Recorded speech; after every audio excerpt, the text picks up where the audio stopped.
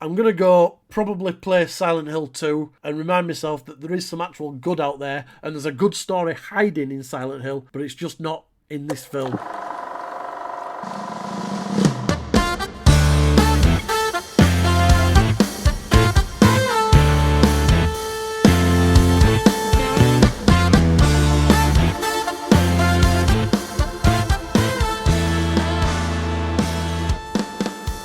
Hello and welcome to the Have You Seen podcast, brought to you by Dave on Film. I'm Dave and I'd like to thank you for downloading and listening to this podcast. If you've not done so already, feel free to subscribe, give us a share to spread the word and comment away or even get in touch with the show. You can email me on daveonfilmreviews@gmail.com or comment away on whatever device you're listening to. If you drop me a message on my socials, all my socials are listed in the description of this episode. Let's be honest, it is pretty easy to find me. Now, I don't quite know how I'm going to review Return to Silent Hill without getting really... I am really mad. I'm really mad, so you can probably tell where this review is going to go. I unfortunately will end up spoiling both the games and the film, so please be warned that this podcast episode is going to contain spoilers for the Silent Hill game series and the movie that's in the cinemas now, Return to Silent Hill. So you've heard that. This is your warning. Spoilers are incoming. So back in 2001, I was 20-year-old and I got my hands on Silent Hill 2, which was the sequel game to the original survival horror game made by Konami. Back then, I was a PlayStation kid. And this was a PlayStation 2 game. At the time, everyone was talking about it. It was so the sequel to the 99 original, Silent Hill 2 kind of stepped up the graphics and the horror to a whole new level. It's a story of James Sunderland who receives a letter from his dead wife Mary telling him that she's in her special place, which we find out is Silent Hill. He goes to Silent Hill and he encounters Maria, who is a manifestation of his dead wife, and a couple of residents are there to kind of push the guilt back onto James for what he's done, which you don't find out to the end of the game. And all about all the guilt of how he treated Mary previously. There's a big bad who's Pyramid Head, who's like a big muscled brute of a demon who wears a big pyramid shape on his head and pulls a massive blade behind him, scraping it along the floor as he goes. And he is kind of, the demon Pyramid Head is everything that's kind of been sent as punishment for James that he can't actually destroy until he finally accepts everything that's happened. Pyramid Head keeps turning up and slaughtering Maria in front of him, and she keeps reappearing. So it's really weird as the game because you see her die, and then in like a later scene she pops back up. The game is legendary. Pyramid Head is probably one of the most revered video game villains ever. Stands alongside Sephiroth from the Final Fantasy VII for me as kind of the definitive bad guy. So much so, he was actually included in the first Silent Hill film that Christoph Gans did in 2006. Now, okay, so we're on to the films now. And you might want to strap in for this. So, I liked the original Silent Hill film, which was based kind of loosely on the original Silent Hill game. Everything felt really spot on, the look and the feel of everything in the town. It was like the games had come to life right in front of me there on the big screen. It had the fog, it had the ash, the demons. I remember downloading pictures like as pictures were being released, and it was like, oh my god, this is Silent Hill. And Pyramid Head is in that first film, even though he really has no place in the adaptation of the first game because he's not in the first game. But it didn't really matter. He looked great and he kind of ripped people apart, and you know everything could be forgiven for that. I won't talk about 2012's Silent Hill Revelation because it's widely known to be utter. I don't like it at all. It didn't have Christoph Gans as the director, and crucially, the writer Roger Avery left. Due to certain things. I think he got sent down for something. And it were in production hell. And it resulted in a film that it was a bit all over the place and never really taken... I mean, there are fans who do really love it. But now fast forward 14 years and finally we've got another Silent Hill film back in the cinemas with Return to Silent Hill. Christopher Gans is back in the hot seat. directing a film that is directly based on Silent Hill 2. My favourite, and most people's favourites, of all the Silent Hill games. Finally, it's been adapted. Unfortunately, it's shit. So the film starts off. I'll kind of give a synopsis of the film first, and I've had a bit of correspondence from some of my friends who've written into the show who want to express their opinions on this as well. So I'm going to include theirs, and you can get in touch with the show about anything. If you've seen something, if you hated it, if you've loved it, all the details are there. Check the description of the episode and get involved, because we can get you on the show and we can get you included. So the film starts off with a flashback sequence and a meet cute between James and Mary, and it leads to them heading off to a fairly pleasant looking Silent Hill, and they even set up home there, and we then jump back to the current time, and James comes to Silent Hill because he received a letter telling him that Mary's waiting for him in their special place. So she's died from an illness sometime prior. It doesn't really cover the time period between her dying and James coming to Silent Hill. In the game, he says it's 3 years, which we later find out is not the case. But the film never really touches on that. Sophie goes into Silent Hill, which is now completely transformed. It's got the ash-laden. It's like an ash-laden wasteland. There's no one about except the odd kind of demonic bodies that spew black acid. It comes across Angela, played by Eve Macklin, and he has to escape from a monster attack pretty early.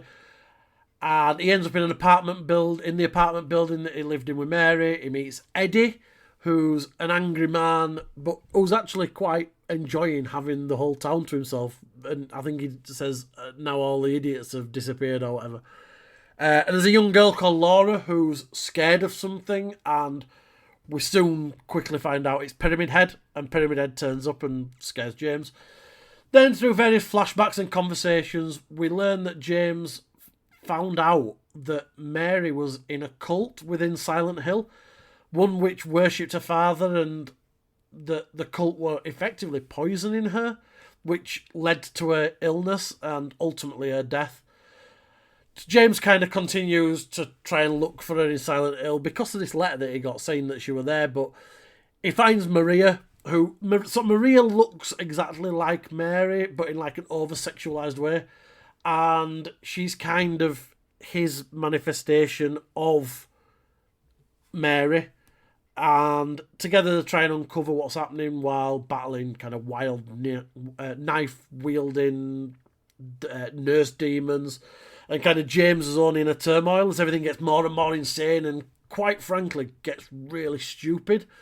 So kind of that's the synopsis, and I'm going to get on to my thoughts. But first of all, we've had a voice note sent in from B.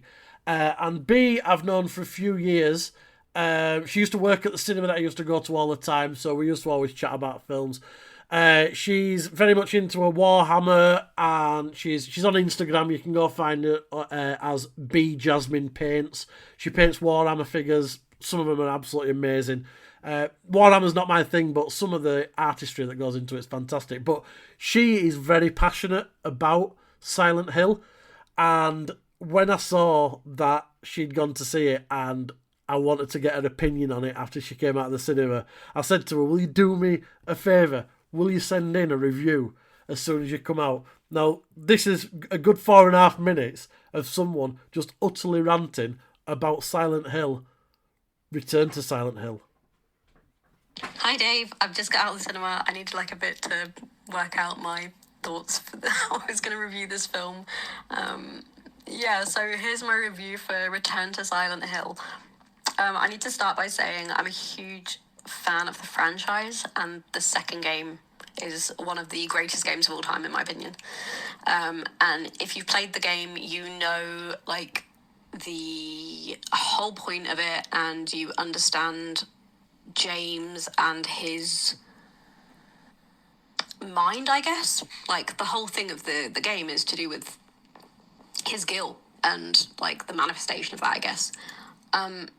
But this film was as if either like the director has never played the second game, or he like had seen a friend play it and couldn't quite remember which game was which, and kind of just mushed them all together to make this absolute shit show of a film, if I'm honest.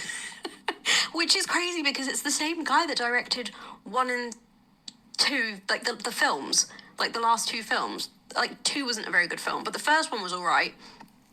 And I thought, he must have played Silent Hill 2 because he includes Pyramid Head in those ones, and Pyramid Head isn't relevant in those ones. So I thought this one is the one with Pyramid Head. He'll make it correctly. Wrong. Very, very wrong. He just, like, I don't even know how to explain how bad it was. If you're a fan, it will hurt you so much. And if you're not a fan, there's not enough context in it for you to be able to watch it and understand it, because it's so jumpy. Like, every bit just cuts randomly, and then they try to include the big hard-hitting scenes from the games, and it's like they put it in and it's 4 seconds long, and it was like, well, that was irrelevant. You didn't need to put that in. You could have done this without adding that scene, if that makes sense. They could have just, like, I would have rather have had a film with less to it. Like, don't add all the different monsters, don't add all these different characters and scenes, and just focus on James and his wife. Which, spoilers, you might want to cut this out, it's spoilers. It's not even his wife in the goddamn film. Like, what do you mean? The whole point of it is that it's his wife, and it's not even his wife. So yeah, it's just a really terrible film adaptation. I thought Borderlands was a bad film adaptation, but I think this one takes the cake. This was just such a misunderstood representation of the game. And I don't want people to see this film and think, that must be a really bad game, because the game's really good. I give it like a 1 out of 10 purely because the guy who did the music for the games has done the music for the film, so you can hear that like iconic Silent Hill music through it, and that kind of pulled me back in, because I there's many moments I was watching it and thought, I'm drifting here. What's even going on? The acting is honestly terrible as well. The outfits look like cosplays. Maria in particular, her outfit looks like a cosplay. James is, I don't even know how to explain James's character.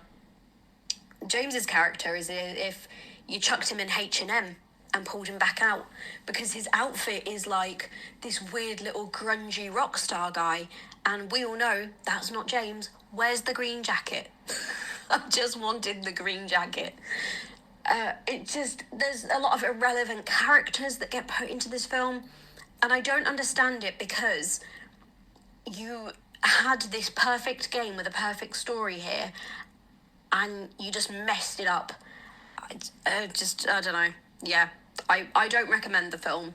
I know that big fans will want to, but like, yeah, maybe just see it to get out of your system.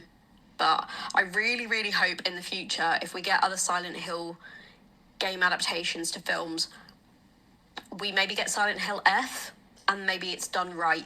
Because I feel like maybe we just need to leave Silent Hill as a franchise alone now. We're not doing it justice anymore. So thank you, B, for that. As you can see, a really passionate player of Silent Hill 2 who is as fuming about kind of the experience of watching the film as I was. Before I get onto my thoughts, I'm going to read another review that I got in from Dan Griffin, who wrote, "Not the worst thing I've ever seen, but far from the best. One excellent jump scare, a couple of very good performances, and when the effects are on point, they're superb. However, the high points on the effects are few and far between. Some of it looks like PS4 graphics.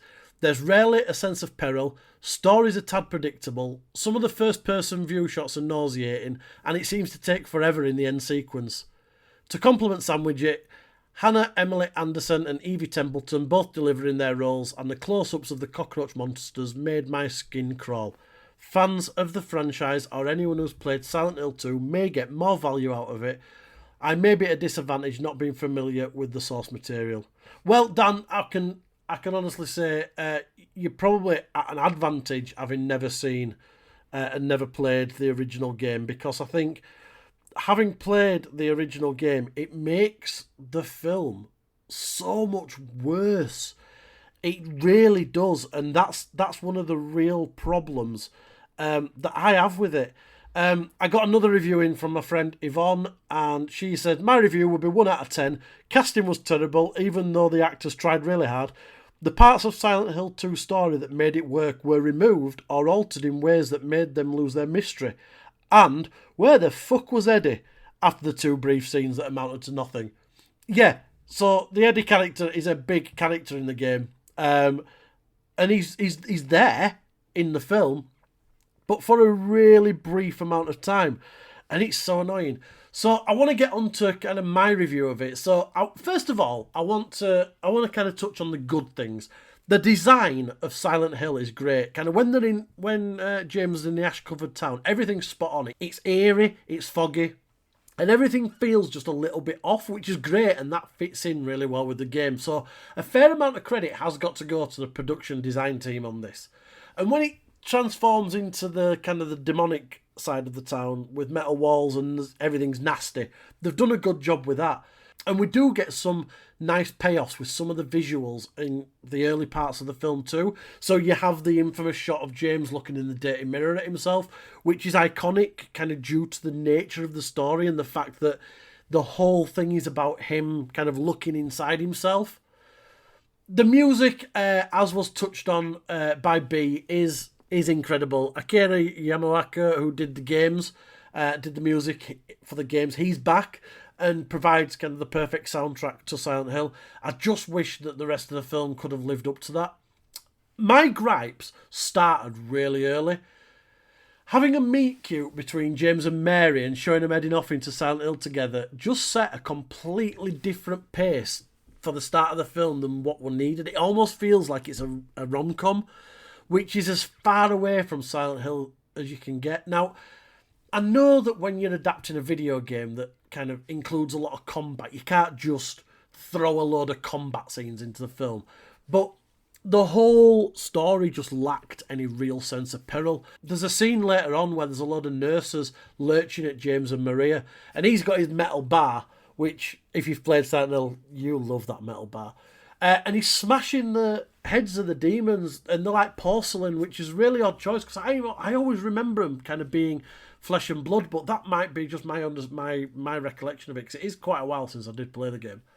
The smaller characters are reduced to really small sections in the film. James encounters Eddie, but it's literally just for one really short scene, which doesn't move the story forward in any way, shape or form. So if you're not going to use the Eddie character properly, just don't use him at all. And then there's things that lead towards the ending, and you've had your spoiler warning. So this is another one. There's more spoilers to come. So first of all, where the hell did that cult storyline come from in this film? So in Silent Hill 2, there's no cult. So in the game, Mary gets ill, and she gets an illness. We never find out what that illness is, and she succumbs to it. But in this film, there's a whole cult there's a whole storyline around a cult that is in Silent Hill that's really like shoehorned in there, and it just seems a bit silly. Now, I know in the original Silent Hill film, they had the cult in it from the first game, and Silent Hill 3, there's very much a feeling about the cult, but Silent Hill 2 has not got this cult in it whatsoever, so to put it in there just felt really odd. And I feel like the only reason they put it in was to give a more kind of horrible reason why Mary got ill, so that it kind of justified what James does before her death. But in the film, it's way too long's taken up with that cult hanging around with Mary in flashbacks and being part of her downfall. Then there's the horrible revelation that... So in the film, Maria, Laura and Angela... So Laura and Angela are the other two people. Laura's the little girl that James meets and Angela's the woman. They, in the film, are kind of said to be fragments of Mary in James's mind, and that they're meant to represent her in different guises, which is just a massive leap away from the game. So in the game, Maria is the manifestation of Mary, with Angela and Laura just being people in the town or people who've known Mary previously. So some of those elements do remain. So Laura, the little girl, is always having a go at James for how he treated Mary before she died, which helps with kind of driving home the fact that everything in Silent Hill is James's feelings of guilt and kind of the punishments that he deserves for what he's done. There was also a really weird moment in the film where... So the whole point is that Pyramid Head, obviously, is James's kind of... It's everything... It's his punishment that's been sent to him to show him the error of his ways.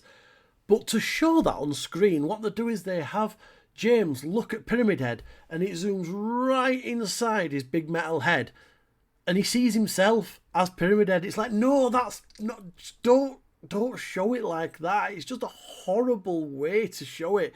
Leave it a little bit ambiguous. You don't need to do that. The film really becomes a really clunky, confusing mess, and we hear conversations throughout the film that James is having with his psychologist. And then there's actual scenes where he wakes up and he's in a hospital bed and they're discussing his treatment. This just doesn't happen in the game, and all it does is it confuses the viewer as to which reality we're actually watching on screen at any given time.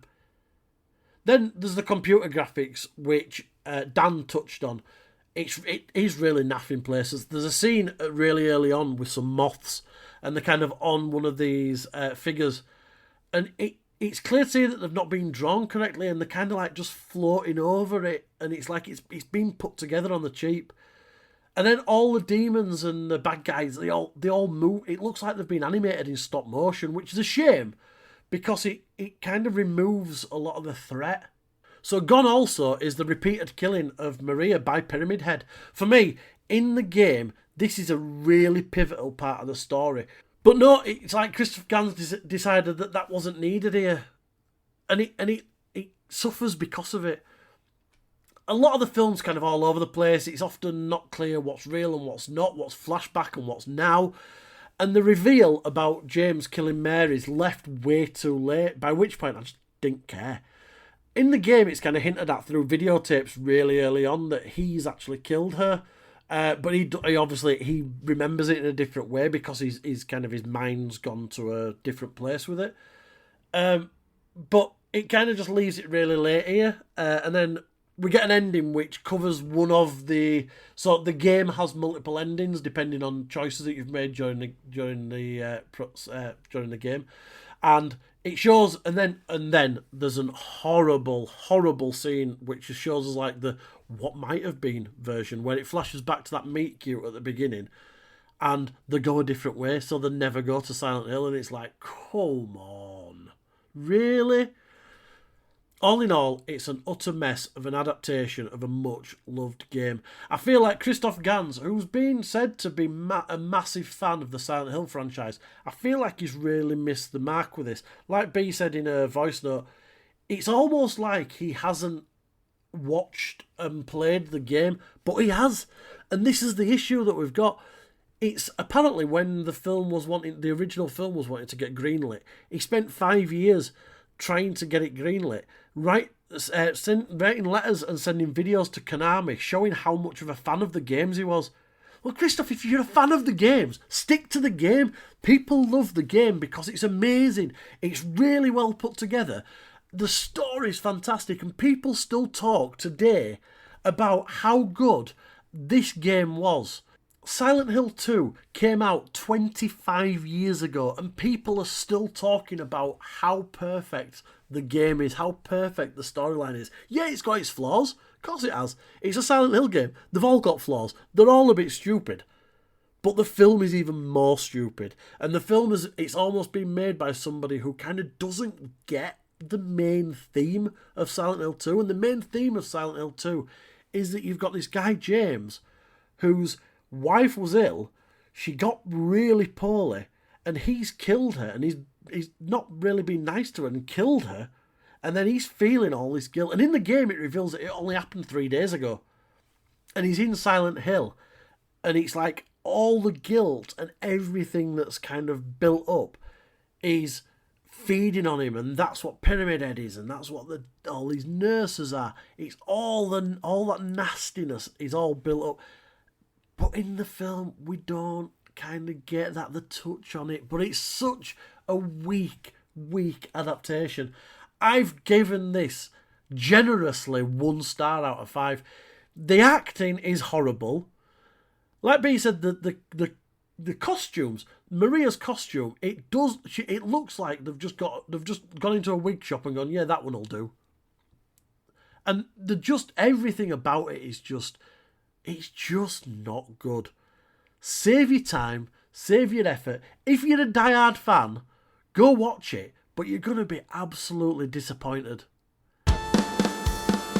So have you seen Return to Silent Hill? Because you might think completely differently. I'm ranting. Everybody who I know has said that it's horrible. My review, people, when I've mentioned that I were going to see it on Facebook, the comments that people have been putting on Facebook, they've all been negative. Absolutely everyone has said it's horrible. I'll just go through them. Scott Meadows, it's awful. Kelly Clark, I mean, I was confused, but I haven't seen the first. But either way, it was utter crap. Everybody is saying it's terrible. And you know what? It is. So thank you for listening to my rantings about Return to Silent Hill, and everybody else's rantings apparently. But do you like it? Have you seen it? Did you find it engaging? Did you find it like the game? Did you find it better than the game? Do you want to come on and talk about it? You can send me a voice note. You can send me on all my socials. You can send me an email. You can email me at daveonfilmreviews@gmail.com. Please subscribe to the podcast. Share it. Tell your friends about it. Comment away on the platform where the podcast is, because it all helps me, and it all helps me do more shows and spread the word and talk about film. I love talking about films, as you can probably tell. Even when they're terrible like this.